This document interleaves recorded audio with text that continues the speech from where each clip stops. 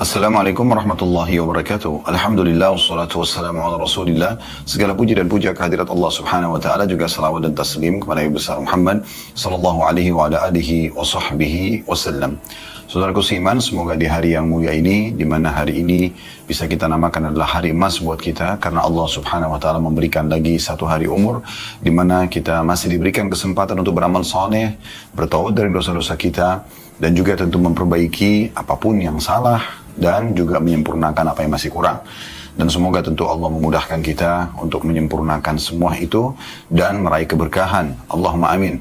Kesempatan ini insya Allah kita lanjutkan pada buku kita seperti biasa di hari Kamis. Judulnya 35 Amal Pelebur Dosa, yang ditulis oleh Fatin binti Abdul Aziz Hafizahullah. Dan kita akan masuk insya Allah amal yang ke-6. Judulnya adalah Iman dan Amal Saleh. Saudaraku seiman, hal yang paling mahal bagi setiap muslim adalah imannya. Dan inilah pondasi dari semua kehidupan kita, yaitu meyakini dengan hati kita, merenungi dengan fikiran kita, mengaplikasikan dengan anggota tubuh kita, ya, apapun yang berhubungan dengan Allah Subhanahu wa taala. Maksudnya kita meyakini dengan hati kalau Allah itu ada, kita selalu memikirkan dan bertafakkur tentang ciptaan-ciptaan Allah Subhanahu wa taala, dan dengan anggota tubuh kita mengaplikasikan ketaatan-ketaatan kepada Allah Subhanahu wa taala seperti mengerjakan ibadah, sholat, puasa dan yang lain-lainnya. Nah, ini hal yang paling mendasar. Makanya pernah ditanyakan kepada Nabi SAW dalam sebuah hadis, kira-kira amalan apa yang paling afdal? Kata Nabi SAW, iman kepada Allah dan Rasulnya. Dan ini memang adalah hal yang paling mendasar. Kalau iman sudah dalam hati seseorang kepada Tuhannya Allah Subhanahu wa taala, sehingga dia tahu ternyata yang menciptakan langit dan bumi ini terjangkau atau tidak terjangkau oleh mata dia adalah Allah, Tuhan, dan akhirnya dia patuh dan tunduk kepadanya, mengerjakan apa yang diperintahkan dan meninggalkan apa yang dilarang, dia menikmati apa yang dihalalkan, yang dibolehkan, dan juga meninggalkan apa yang diharamkan, maka dia akan mendapatkan kebahagiaannya. Karena memang ini sering kami bahasakan, setiap kali orang menjadi orang yang patuh kepada Allah Subhanahu wa taala dan menjalankan perintah-perintahnya, meninggalkan larangannya, pasti akan bahagia dan terpandu dengan panduan yang tepat dalam hidupnya. Karena semua diperintahkan oleh Allah baik, ya, jujur, amanah, tanggung jawab, bakti sama orang tua, menjenguk orang sakit, membantu orang susah, berbagi dengan orang lain, ya, saling memberikan nasihat misalnya, saling gotong royong, gitu ya. Kemudian memaafkan, dan sekian banyak, ya, perintah-perintah agama, semuanya baik isinya, semuanya baik, ya. Sementara yang dilarang juga semuanya buruk, ya, bohong, nipu, mencuri, memukul, menggunjing, memfitnah, ya, membunuh, semua dilarang. Artinya orang kalau beriman kepada Allah Subhanahu wa taala dan akhirnya membuat dia patuh kepada Allah dan istiqamah konsisten dengan iman tersebut, maka akan menghasilkan kebahagiaan dan kesempurnaan hidup sebagai sosok manusia di muka bumi. Nah, ini yang kita ingin sampaikan dalam pembukaan kita, teman-teman sekalian. Kenapa penulis memasukkan dalam 35 amal pelebur dosa, iman dan amal saleh? Karena memang ini luar biasa gitu. Dan iman ini akan mengubah keadaan seseorang dari malas jadi rajin, jadi penakut jadi pemberani, jadi pelit menjadi dermawan, ya. Jadi iman itu luar biasa, mengubah segala sesuatunya menjadi jauh lebih baik. Karena orang targetnya adalah Tuhannya dan bagaimana meraih apa yang dijanjikan oleh Allah Subhanahu wa taala. Karena dia kalau beramal saleh dijanjikan kebaikan-kebaikan, sebagaimana nanti akan kita bacakan ayat-ayatnya. Dan kalau dia meninggalkan dosa pun diberikan kebaikan. Ada seorang sahabat pernah bertanya kepada Nabi SAW, mengatakan, "Qul li fil Islam la as'alu ahadan ghairak."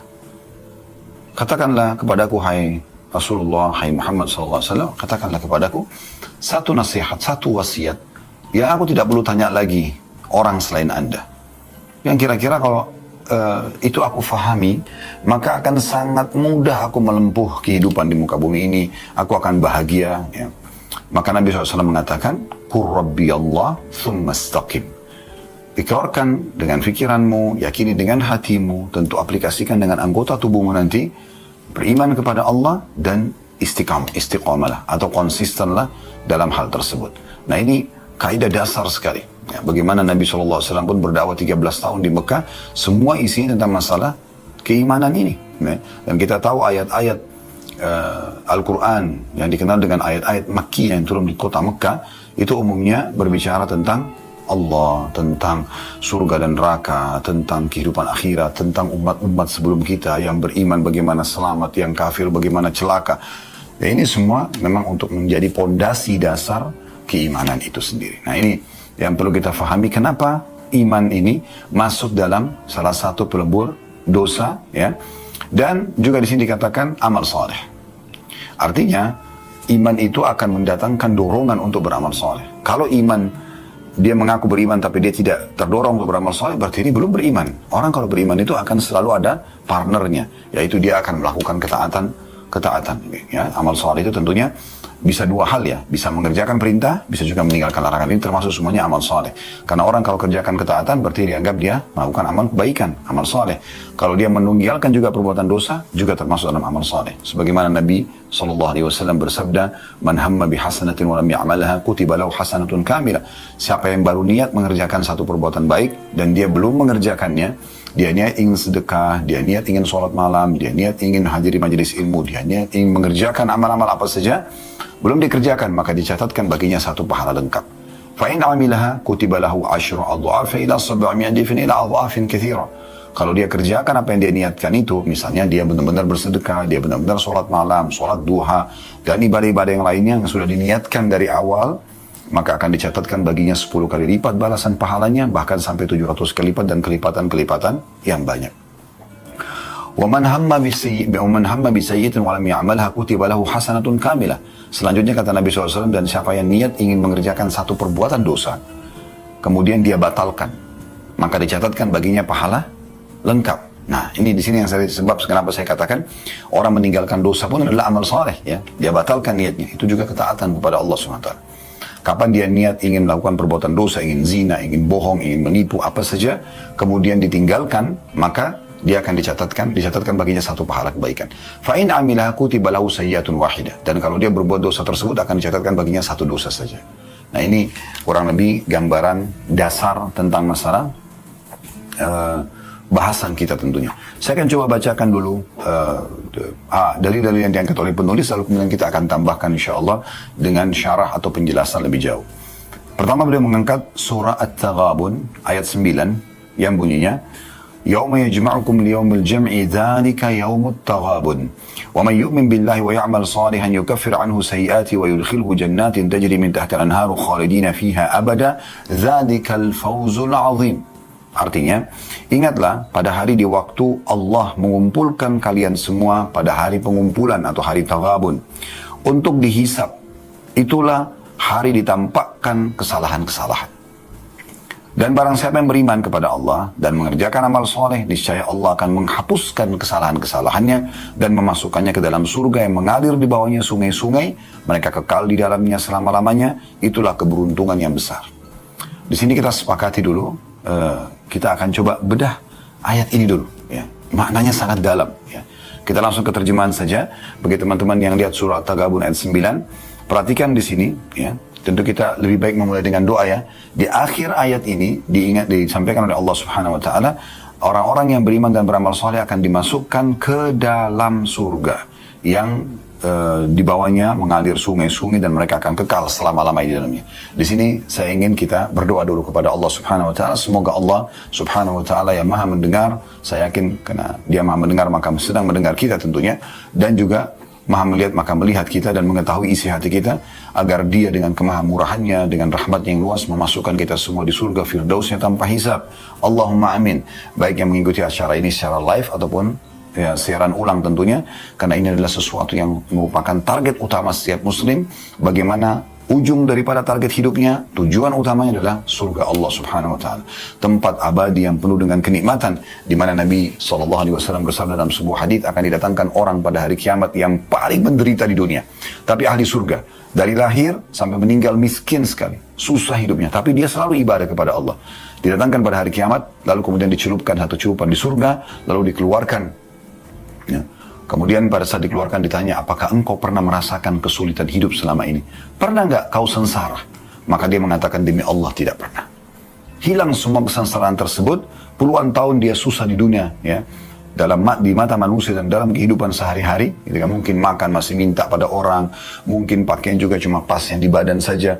Tapi kalau azan sholat, puasa Ramadan puasa, gitu kan, dia mengerjakan ibadah-ibadah yang diperintahkan, maka hilang semua keletihannya, sengsaranya itu, ya, dengan satu celupan di surga. Bagaimana dengan penghuni yang abadi selama di dalamnya? Kata Nabi SAW, orang yang masuk surga tidak akan rapuh bajunya, ya, tidak akan habis masa mudanya, tidak akan pernah beringus dan meludah, tidak sakit lagi. Dalam riwayat lain, makanan dan minuman yang dikonsumsi oleh ahli surga yang tidak dibutuhkan oleh tubuhnya akan keluar dalam bentuk keringat, itu pun lebih wangi dari bau kasturi.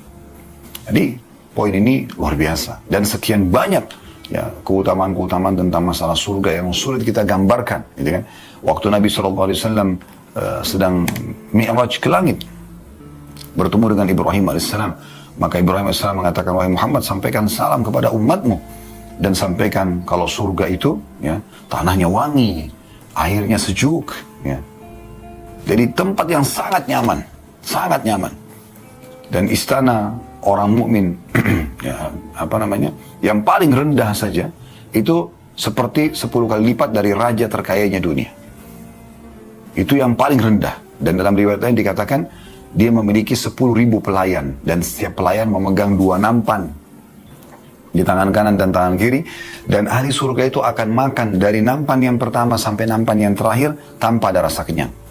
Karena memang di surga saatnya kita menikmati. Seenak apapun makanan di dunia, kalau kita lagi makan, maka ada saatnya kita kenyang. Ada saatnya kita jenuh. Di surga tidak ada lagi seperti itu. Orang makan bukan karena lapar, orang berhenti bukan karena kenyang, tapi kenikmatan. Dalam riwayat lain kata Nabi SAW, ahli surga itu karena indahnya tempat istananya, dia akan duduk di satu sisi, memandang satu sisi itu selama 70 tahun. Baru kemudian dia beralih ke sisi yang lainnya. Jadi saking luar biasanya gitu, ya. Sulit sekali digambarkan. Oleh karena itu, kita dianjurkan agar selalu memohon kepada Allah Subhanahu wa Ta'ala surga.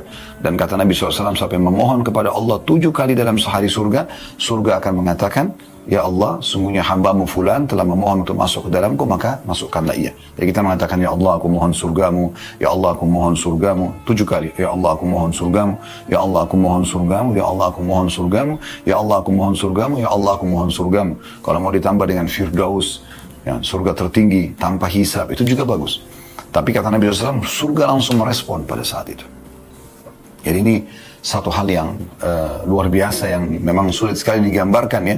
Nah, ini janji yang Allah Subhanahu wa Ta'ala pastikan kepada orang-orang yang beriman dan beramal saleh. Baik, kita lebih dalam membedah ayat ini, teman-teman sekalian. Pelajaran yang bisa kita ambil yang pertama adalah bagaimana Allah Subhanahu wa Ta'ala memastikan kalau kita semua akan kembali kepadanya. Kita semua akan kembali kepadanya, ya. Artinya kehidupan dunia ini akan berlalu dan pasti akan ada hari kebangkitan. Kita selalu membaca dalam surah Al-Fatihah, Maliki Yaumiddin, Raja pemilik hari kebangkitan, ya.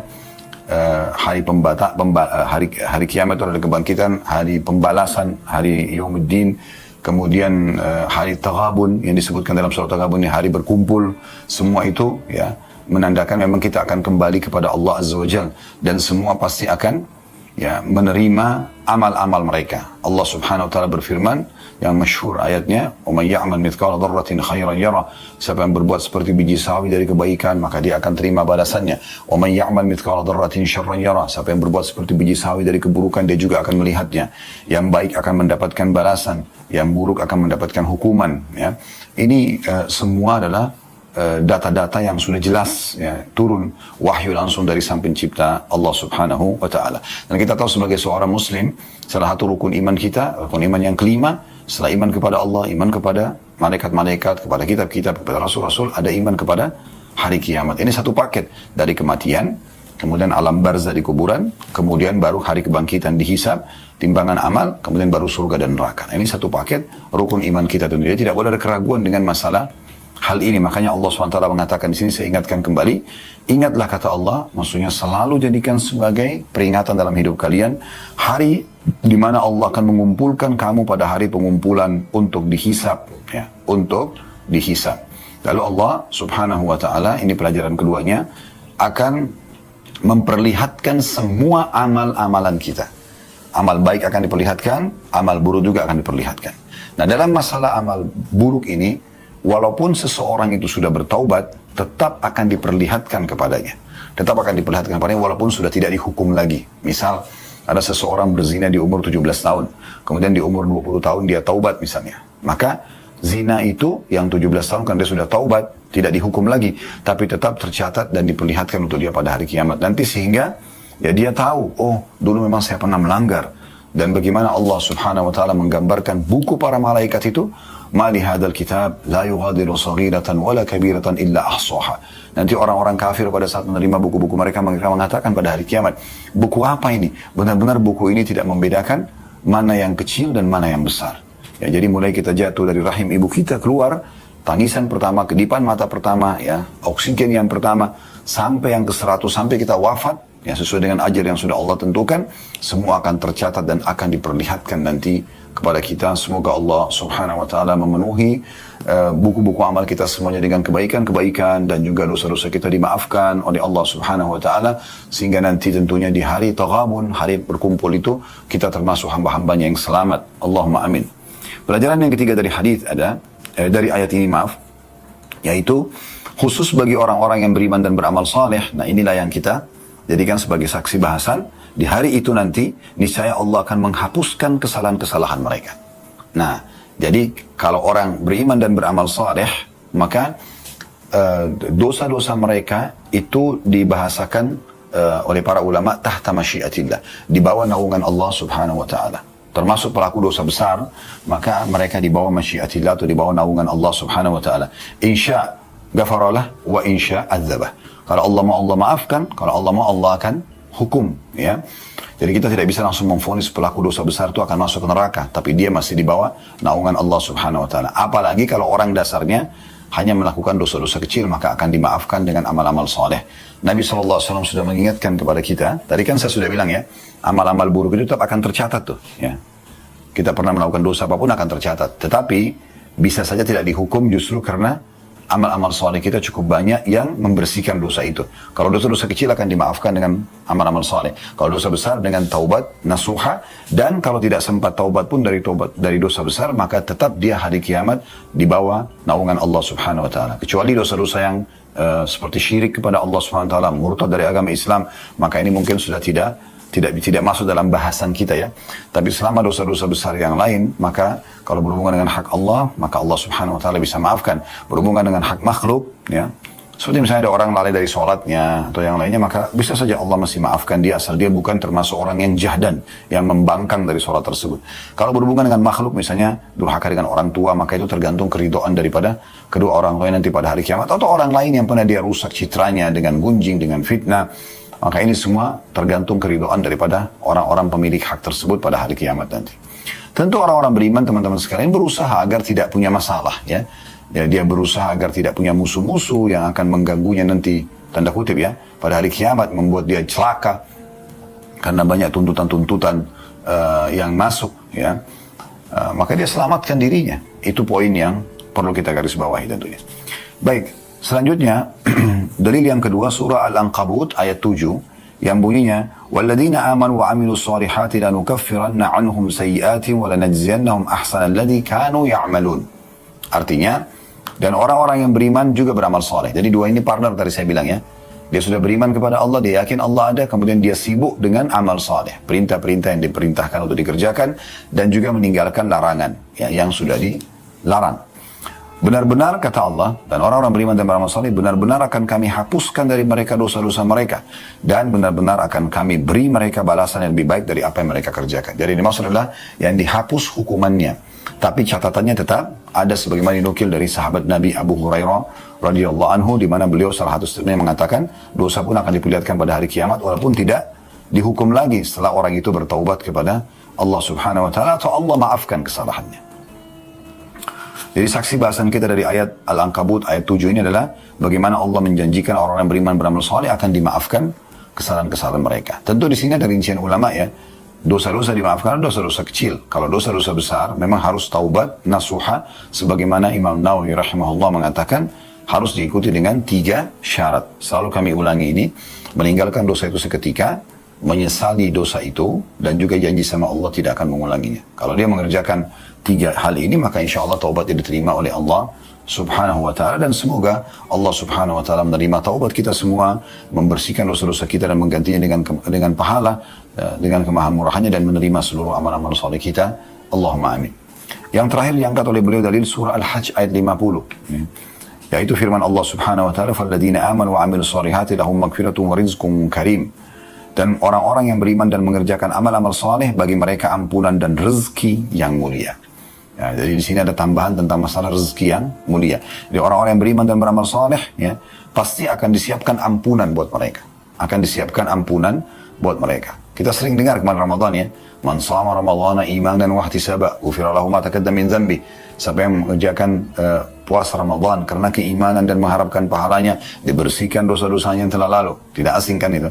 Dan juga kata Nabi SAW, "Man qama ramadhana imanan wa ihtisaba, ghufira lahu ma taqaddama min dhanbi." Siapa yang mendirikan malam Ramadan, salat tarawih, ya, atau tahajud karena keimanan dan mengharapkan pahalanya, dibersihkan dosa-dosa yang telah lalu. "Man qama lailatul qadri imanan wa ihtisaba, ghufira lahu ma taqaddama min dhanbi."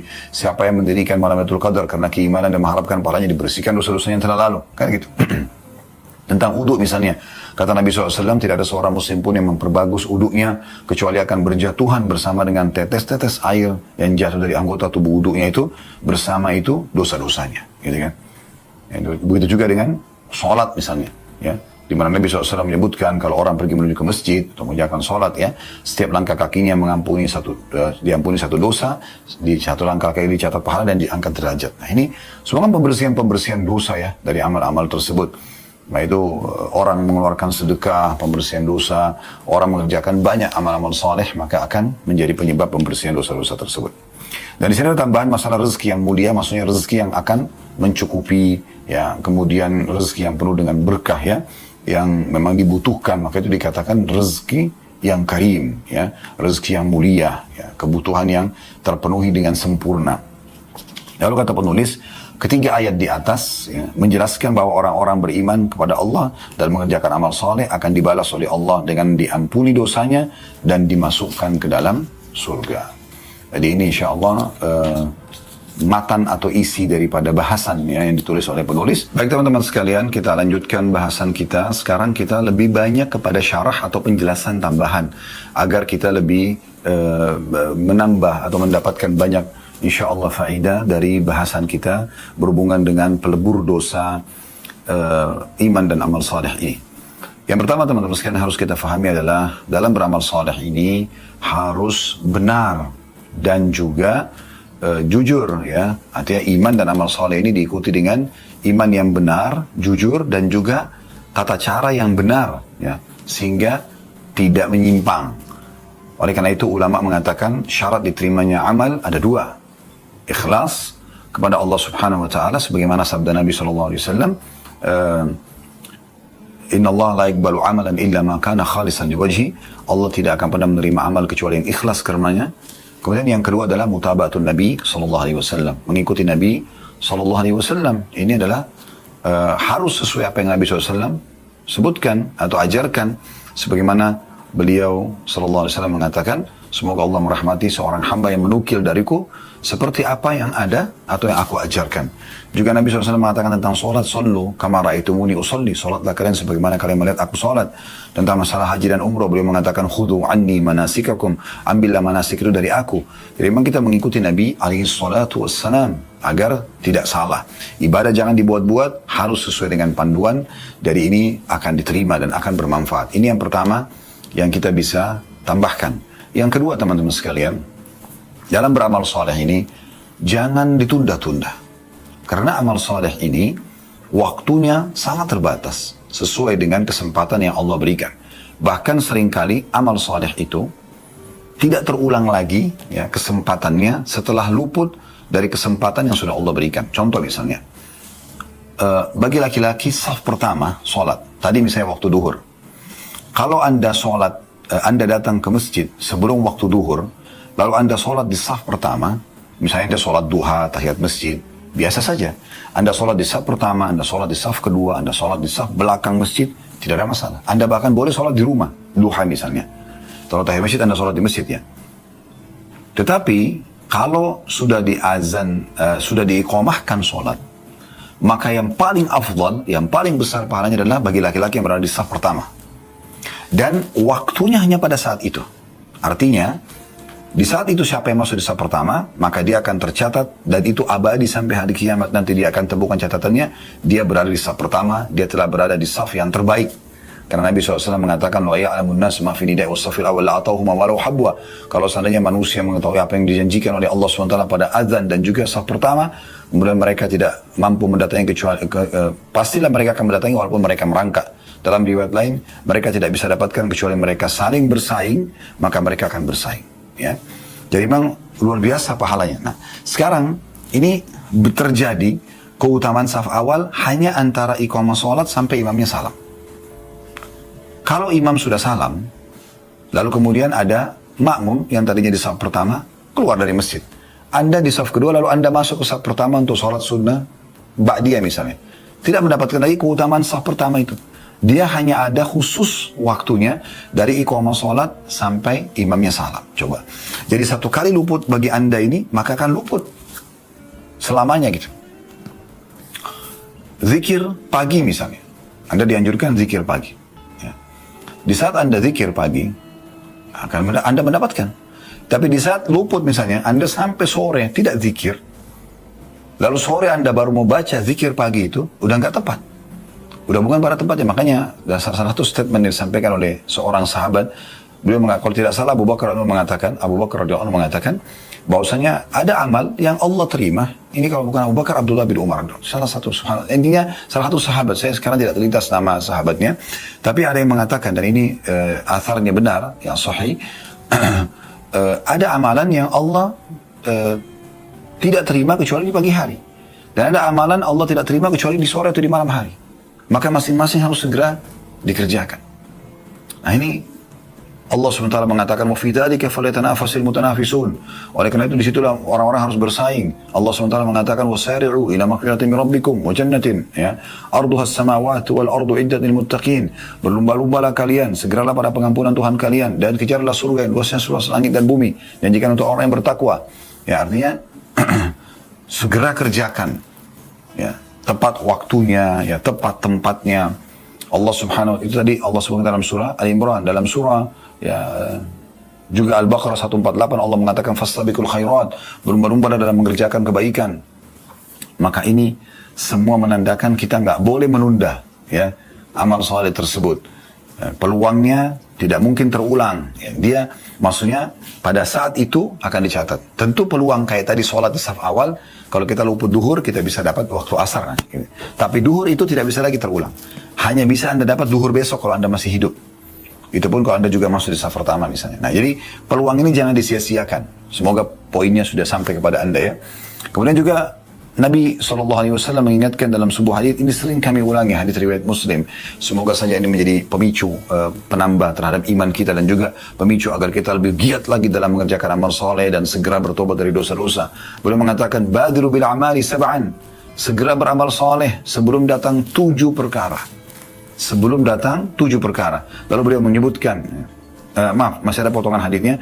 Badiru bil amali ya sab'an. Ya, segeralah beramal sebelum ya datang 7 perkara. Lalu kemudian beliau sebutkan itu, ya, perkara-perkara yang 7 gitu kan. Apakah kalian menunggu kemiskinan yang membuat lupa? Fakran mansiya. Ya. Artinya membuat orang karena mencari sesuatu makan sampai akhirnya dia sudah tidak pikirkan lagi sholat. Auginan mutghiyah, atau kekayaan yang membuat lalai, sudah terlalu sibuk dengan bisnisnya, dengan hartanya sampai lupa. Karena meeting lupa sholat Jumat, lupa ibadah gitu kan. Atau maradan mufsida, ya, atau penyakit yang membuat tidak bisa lagi beraktivitas, stroke misalnya ya. Contoh. Atau haraman mufnida, atau masa tua yang pikun gitu kan. Ini juga kalau sudah datang orang sudah lupa namanya, lupa nama anaknya, apalagi mau hafal bacaan sholat, ini sudah nggak mungkin gitu kan. Atau mautan mujhiza, mati yang tiba-tiba datang. Apa tunggu itu baru kemudian beramal saleh? Awid dajjalu fasyarru ghaibin yuntadhar, atau dajjal ya, makhluk gaib yang paling buruk ditunggu gitu kan. Dan terakhir yang ketujuh, awis sa'atu was sa'atu adha wa amar. Atau kalian menunggu hari kiamat sementara kiamat jauh lebih berat daripada itu. Segera beramal, segera beramal. Ya. Jangan ditunda-tunda amal itu. Begitu juga dalam hadis riwayat Muslim yang lain, kata Nabi SAW, badiru bil amali fitanan qaqita'il laili mudlim. Segera beramal saleh, ya, sebelum datang fitnah-fitnah, seperti potongan malam yang gelap. Artinya membuat orang bisa berubah tiba-tiba. Kondisi, keadaan, tiba-tiba terjadi peperangan, terjadi pemberontakan, terjadi bencana. Kita tidak bisa lagi leluasa beramal seperti kita sekarang lagi sangat tenang. Ya, semoga Allah SWT selalu menjadikan keadaan kita aman, tentram ya. Tapi ada saat-saat di mana orang tidak sangka, tiba-tiba terjadi bencana alam, tiba-tiba terjadi peperangan, tiba-tiba terjadi perampokan, tiba-tiba dia ditabrak, patah kaki, tiba-tiba dia sakit, stroke, banyak sekali. Tiba-tiba bangkrut usaha, banyak sekali masalah. Oleh karena itu, mumpung ada kesempatan, kerjakan. Kata Nabi SAW, yusbihu rajulu mu'minan wa yumsi kafira, wa yumsi mu'minan wa yusbihu kafira, yabi'u dinahu bi'arati minad dunia. Sampai-sampai membuat seseorang itu, dia menjadi di pagi hari mukmin tapi sorenya sudah kafir. Atau sore mukmin, paginya jadi kafir. Karena dia menjual agama dia untuk urusan dunia. Itu bisa terjadi kan. Oleh karena itu jangan pernah menunda amal-amal soleh itu. Karena itu sangat penting untuk segera kita lakukan. Segera kita lakukan, ya, bahwa ada kesempatan, apalagi memang akan dipertanyakan oleh Allah Subhanahu Wa Taala. Waktu kita, umur kita akan ditanya semua oleh Allah Subhanahu Wa Taala, dan harus kita gunakan ya untuk beramal saleh. Yang ketiga yang harus diperhatikan teman-teman sekalian, dunia ini sebentar kita akan lalui dan tujuan utama kita di sini memang untuk ibadah kepada Allah. Jadi jangan keluar dari tujuan itu, jangan keluar dari tujuan itu. Allah SWT sebutkan dalam surah Az-Zariyat surah nomor 51 ayat 56. Wa ma khalaqtul jinna wal insa illa liya'budun. Aku tidak ciptakan jin dan manusia kecuali untuk menyembahku, tunduk, beribadah kepadaku. Jadi kita memang tujuannya untuk itu di dunia ini. Tidak ada waktu, tidak ada tujuan untuk yang lain. Dan di dunia ini kita disuruh renungi, kalau ini cuma tempat lewat, tempat kita bercocok tanam, kita akan ambil hasil panennya nanti. Kata Nabi SAW dalam hadits yang masyhur riwayat Bukhari, kun fid dunya ka'annaka qaribun aw 'abiru sabil. Jadikan dirimu hai setiap muslim di dunia ini seperti orang yang asing atau orang yang hanya lewat saja. Ini sebuah nasihat yang luar biasa dari Nabi SAW. Bahkan beliau pernah mengatakan di dalam hadits riwayat Tirmidzi, mali wa mali dunya. Apa peduliku dengan dunia ini? Atau kenapa aku harus sibukkan diri dengan hal-hal yang tidak ada urusannya sama urusan akhirat? Dunia aja, obrolan kosong misalnya, tidak ada manfaatnya. Apalagi kalau sampai berbuat dosa gitu ya. Wa na'udzubillah. Ma ana fid dunya illa karakibi istadhalla tahta syajaratin thumma raha wa tarakaha. Karena perumpamaan aku di dunia seperti orang yang sedang penat menunggangi satu tunggangan, seorang musafir yang kemudian dia istirahat sejenak, kemudian setelah itu dia akan tinggalkan tempat tersebut. Seperti itu. Bahkan Syekh Utsaimin rahimahullah punya statement yang tegas sekali dalam masalah ini. Beliau mengatakan seorang muslim harusnya menjadikan dunia ini seperti, WC buat dia. Dia menyelesaikan hajatnya kemudian dia pergi, gitu. Ya, karena memang banyak sekali penyampaian-penyampaian Nabi SAW kalau dunia ini terlaknat, dunia ini terhina, ya. Dan sudah dijelaskan juga dalam statement yang menarik dari Ali radhiyallahu anhu, irtahalatid dunya mudbira. Ya, kata Ali, dunia itu sudah pergi menjauh, sudah terlalu banyak miliaran manusia sebelum kita yang sudah wafat. Ya, kita ini cuma salah satu dari sekian banyak manusia gitu. Dunia ini sudah tua. Apa yang dikejar oleh orang-orang sebelum kita, jangan ikut-ikutan kita kejar. Mereka akhirnya celaka karena tidak dihubungkan sama iman dan amal solehnya ya. Kalau dia ngejar dunia karena tujuan untuk misalnya dia kerja mengumpulkan harta untuk bersedekah, itu berbeda, itu untuk akhiratnya. Tapi di sini untuk dunia saja. Kata Ali, dunia itu sudah tua, sudah pergi menjauh. Wartahalatil akhiratu muqbilah. Dan akhirat sekarang sudah mendekat. Setiap hari maka bertambah umur kita, berarti makin dekat kita dengan hari pulang kepada Allah Azza wa Jalla. Wa likulli wahidatin minhum abanun. Dan dunia juga akhirat itu memiliki anak-anak. Maksudnya orang-orang yang menyukai dan cenderung. Ya. Fakunu min abna'il akhirah. Maka jadikan sebagai anak-anak akhirat yang cuma lewatin dunia, maka akhirat target utamanya. Wala takunu min abna'id dunya, dan jangan pernah menjadi anak-anak dunia yang cuma stop di sini saja. Ya. Karena Nabi Adam alaihissalam diciptakan oleh Allah Subhanahu Wa Taala untuk tinggal di surga, turun di dunia bertugas kemudian kembali ke surga. Kita pun semua anak keturunannya harusnya begitu. Sayang sekali kalau kita mampir di dunia kemudian kita nggak ikut pulang. Kata Nabi SAW, kata Ali radhiyallahu anhu, fa innal yawma amalun wala hisab. Hari ini di dunia kalian bebas berbuat karena tidak ada hisabnya, tidak ada tuntutannya. Wa ghadan hisabun wala amal. Tapi ingat, di akhirat nanti akan ada hisab dan tidak ada kesempatan untuk beramal. Jadi harus hati-hati. Ya, harus peka sekali kita dalam menjaga peluang-peluang yang Allah berikan. Nabi SAW mengingatkan dalam sebuah hadis riwayat Al-Hakim dalam kitab Mustadraknya, "Igtanim khamsan qabla khamsin." Raihlah 5 kesempatan sebelum datang 5 yang lainnya. "Syababaka qabla haramik." Masa mudamu sebelum datang masa tuamu. Kalau masih muda itu masih fresh, masih segar, masih energik. Mau nggak mau, sekuat apapun orang itu kalau sudah bertambah umurnya pasti akan lebih kurang kekuatannya. Gunakan masa-masa yang muda itu. Kenapa selalu masa muda ini dibahasakan? Ya, saya sering dengar di negara kita, semoga Allah berikan dari anak-anak muda. Atau bukan orang tuanya mengatakan pada anak-anaknya, mumpung masih muda nikmati. Nikmati dalam apa? Kemaksiatan? Harusnya mumpung masih muda, berbanyak ibadah. Nah, itu benar. Ke masjid, nah, hafal Quran, kejar titel akademik tertinggimu, gitu kan. Begini dan begitu, belajar dari Syekh Fulan, belajar dari Ustadz Fulan, belajar dari Kiai Fulan, bacalah buku ini, kembangkanlah ini dan itu. Itu yang kita lakukan. Bukan, oh nikmati aja, apa nikmati itu ugal-ugalan. Toh ayah sama ibu juga pernah begitu kok. Coba aja rokok, coba aja narkotika, coba aja seks bebas. Ini kan aneh gitu. Ya. Kenapa arahnya kepada hal negatif? Sementara masa muda itu justru pada saat energik, maksimalkan dalam ibadah. Ini kata Nabi SAW, gunakan masa mudamu itu. Dan dalam sebuah hadis lain ditanya masa muda itu di mana dihabiskan. Dan kalau ada anak muda justru memaksimalkan dalam ibadah, itu kata Nabi SAW, Inna Allah yu'mi syabid laisa lahu sabwa, atau kama qala Nabi SAW. Allah itu sangat kagum dengan anak muda yang tidak mengikuti hawa nafsunya. Kemudian kata Nabi SAW, yang pertama ya, maksimalkan masa muda sebelum masa tua. Yang kedua, sihatika qabla saqamik. Qabla saqamik. Gunakan kesehatanmu sebelum kamu sakit. Kalau udah sakit nggak bisa buat apa-apa, susah gitu. Saya pernah berbagi kisah ini, saya sampaikan kembali. Saya pernah mengunjungi salah satu sahabat ayah saya di Makassar. Beliau lagi diketeter, di atas ranjang.